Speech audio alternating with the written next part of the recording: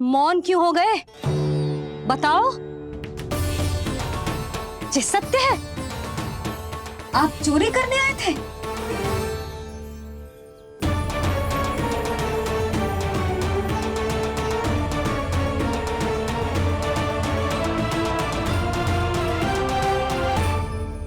बच गए।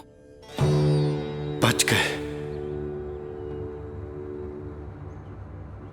आप तो मेरे मायके से भी ना आए हो, है ना? आपकी इतनी सेवा की मैंने, आपकी औषधि, आपका भोजन, ये सब किया मैंने। आपको अपने पिता के समान माना और मेरे स्नेह के बदले जेल लौटाया आपने। आपको तनिक भी लज्जा ना आई? आपने मेरी ममता का उपहास उड़ाया है। एक स्त्री की भावनाओं का अपमान क्यों है आपने?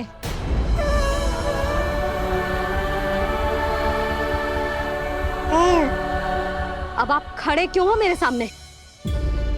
इससे पूर्व कि मैं भूल जाऊं कि आप मेरे पिता समान हो, और इससे पूर्व कि मेरे पति आपको दंड दे, निकल जाइए मेरे घर से।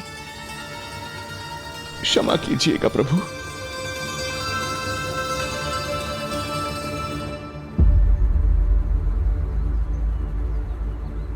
इसे ऐसे तो नहीं जाने दे सकते ना नंद। इसके कर्मों का कुछ तो दंड देना होगा इसे। दंड मिलेगा भैया, कंस देगो दंड ने। जब ये असफल उसके सामने पहुंचेंगे।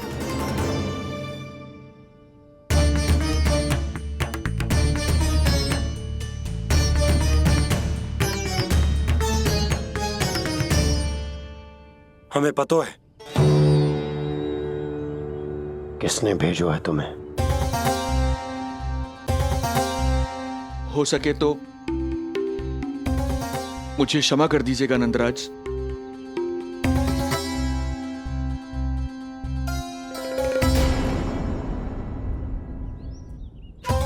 आप यहां से जीवित इसलिए लौटकर जा पा रहे हैं क्योंकि मैं हिंसा का विरोधी हूं, और मैं नहीं चाहता कि यशोदा को पता चले कि उसके लल्ला के प्राण बड़े संकट में।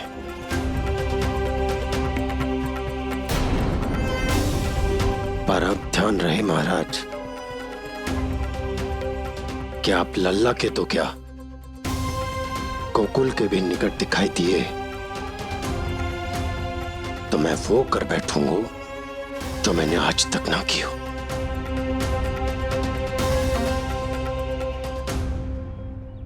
मैं क्षमा प्रार्थी हूं महाराज।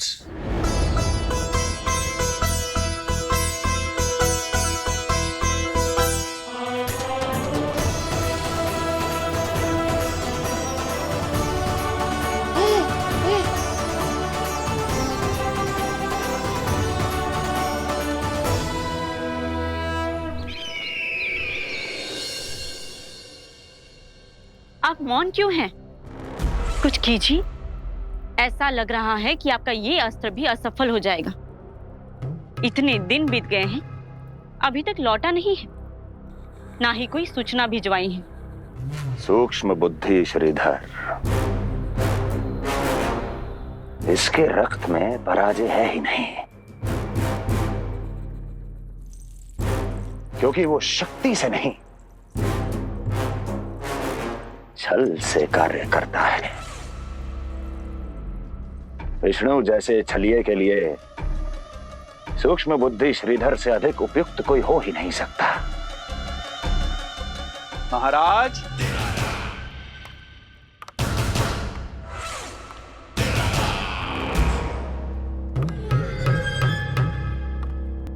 जिसे आप छलिया समझ रहे हैं महाराज, वो तो सृष्टि के रक्षक हैं, पालनहार हैं वो तो।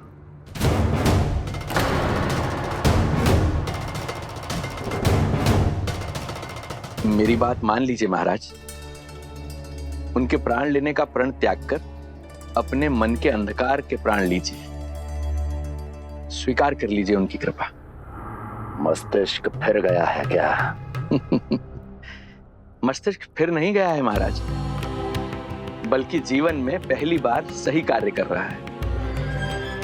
और उनका सत्य आप भी जितना शीघ्र जान लेंगे उतना ही अच्छा है आपके लिए।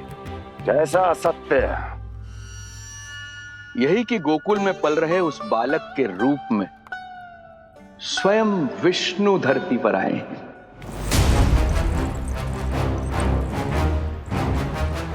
यदि तुम ये सत्य जानते हो तो हत्या क्यों नहीं की इसकी?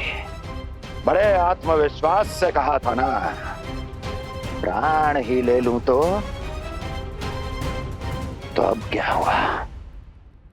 उनके प्राण कैसे ले लेता महाराज, जो स्वयं जीवन देने वाले हैं, जैसे मुझे जीवन दिया। मैं रंगे हाथों पकड़ा गया था महाराज, किंतु बिना किसी दंड के सुरक्षित यहां तक आ गया।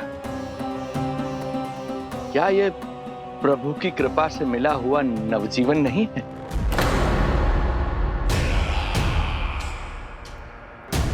ये आपके सामने आपके शत्रु का गुणगान किए जा रहा है और आप अभी भी मौन हैं।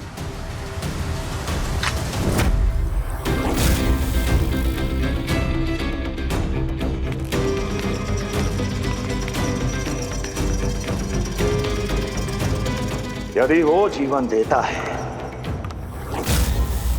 तो मैं जीवन लेता हूं।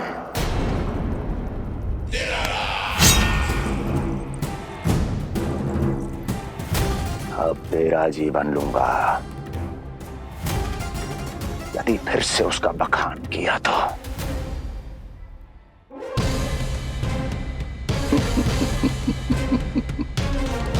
महाराज, आपकी इस तलवार का भय अब मुझे सत्य कहने से नहीं रोक पाएगा।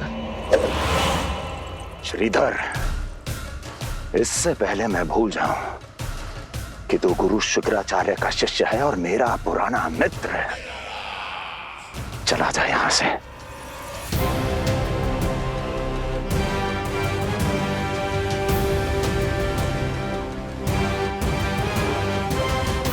चला जा।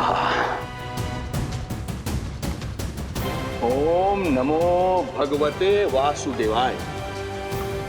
ओम नमो भगवते वासुदेवाय।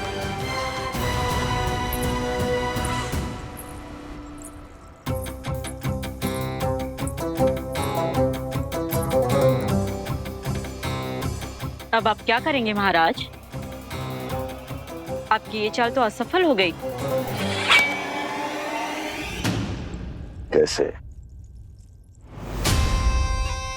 कैसे असफल हुई मेरी ये चाल अस्ति? इसे विष्णु के अवतार का सत्य पता करने के लिए ही तो बुलाया था मैंने, और वो सत्य मेरे सामने है कि विष्णु का अवतार कौन है और कहां है।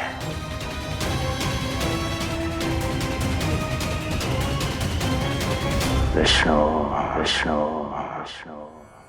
हे नारायण, आपका कोटि कोटि धन्यवाद जो आपने हमारे नीलमणि की रक्षा की। परंतु क्या होगा? हाँ,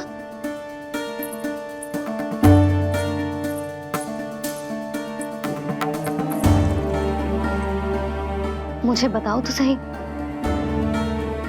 कुछ तो अवश्य है जो आप छुपा रहे हो।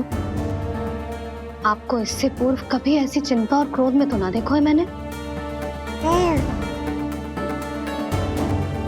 मुझे बताओ तो क्या बात है जो आपको ऐसे भीतर ही भीतर खाए जा रही है?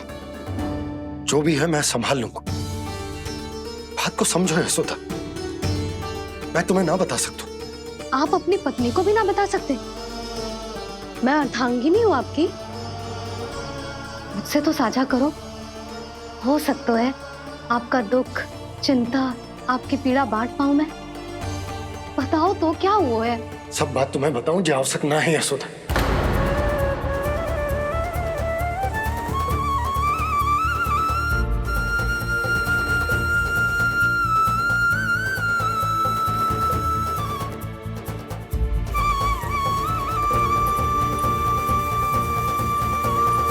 यशोदा,